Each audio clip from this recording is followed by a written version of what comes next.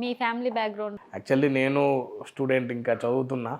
అది కూడా ఉండాలి, ఇది కూడా ఉండాలని మా డాడీ చెప్పిండు. అందుకే రెండు కూడా మేనేజ్ చేస్తున్నా. స్కూల్ వ్యాన్ డ్రైవర్ మా డాడీ, మమ్మీ హౌస్ వైఫ్. తమ్ముడు ఇప్పుడు డిగ్రీ అయిపోయింది, బయటికి పోదామని ప్రాసెస్ చేసుకుంటుండు. ఓకే. మీ స్టడీ కోసం ఇప్పుడు హైదరాబాద్కి వచ్చారు?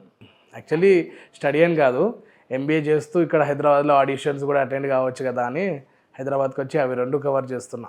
మీ రీల్స్లలో ఎక్కువగా ఎమోషనల్ రీల్స్ ఎక్కువ ఉంటాయి, వాటి కమెంట్స్ కూడా ఉంటుంటాయి అనమాట. మీ గర్ల్ ఫ్రెండ్ వల్ల మీకు ఏమన్నా బ్రోకేనా అని.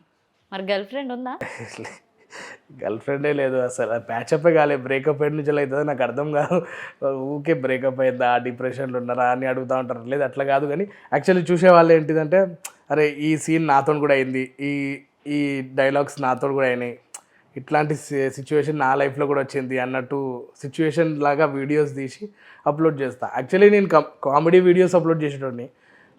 ఒక పాత ఐడి ఉంటే దాంట్లో కామెడీ వీడియోస్ అప్లోడ్ చేసేటోడిని. సంథింగ్ ఏమైంది, డిసేబుల్ అయిపోయింది అది ఇన్స్టాగ్రామ్ మొత్తం. తర్వాత మళ్ళీ చేయొద్దు అనుకున్నా, యూట్యూబ్లోనే ఫోకస్ చేద్దాం, ఇన్స్టాగ్రామ్ వద్దులే అనుకున్నా.